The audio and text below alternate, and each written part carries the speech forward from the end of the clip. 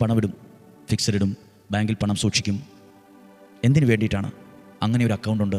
അങ്ങനെ അക്കൗണ്ടിൽ പണം ഉണ്ടെങ്കിൽ നമുക്കൊരാവശ്യം നാളെ ഒരു സമയത്ത് വരുമ്പം ഏതു സമയത്തും നമുക്കതിൻ്റെ സഹായം കിട്ടും. ഇത് ബാങ്കിൻ്റെ കാര്യം, പൈസയുടെ കാര്യം, പണത്തിൻ്റെ കാര്യം. ഇതുപോലെ ദൈവത്തിലും വേണം ഒരു അക്കൗണ്ട്. എന്തിനെന്നറിയാമോ? നാളെ ഒരു സമയത്ത് ഒരു പ്രതിസന്ധിയോ വിഷമമോ ഒറ്റപ്പെടലോ ഒക്കെ വരുമ്പം ഏതു സമയത്തും ദൈവത്തിൽ നിന്നൊരു സഹായം കിട്ടാൻ ഈ ഒരു ബന്ധം, ദൈവത്തോടുള്ള ഒരു ബന്ധം ആവശ്യമാണ്. ആ സമയത്ത് ഓടിച്ചെന്നാൽ കിട്ടണമെന്നില്ല. നമുക്ക് നേരത്തെ ദൈവത്തിൽ ഒരു അക്കൗണ്ട് ഉണ്ടാകണം. ദൈവത്തിൽ നമുക്കൊരു ബന്ധം ഉണ്ടാകണം, ഒരു ഹൃദയ ബന്ധം.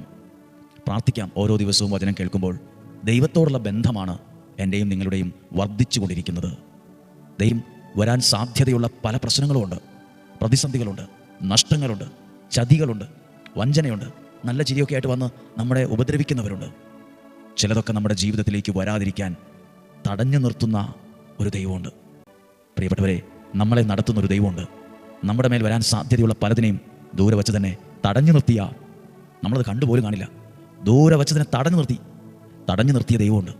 നമ്മുടെ ജീവിതത്തിലേക്ക് വരേണ്ട രോഗത്തെ, നമ്മുടെ ജീവിതത്തിലേക്ക് വരേണ്ട തകർച്ചയെ, ആ വലിയ കൊടും ചതിയെ, ആ തെറ്റായ ഒരു കാര്യത്തെ ദൂരെ വച്ച് തന്നെ ദൈവത്തിൻ്റെ കരം അതിനെ തടഞ്ഞു നിർത്തി. പ്രാർത്ഥിക്കുന്ന നിങ്ങൾ കേട്ടെ, ദൈവത്തിനെ കേൾക്കുന്ന നിങ്ങൾ ശ്രദ്ധിച്ച് എന്തിനാണ് കേൾക്കുന്നത്?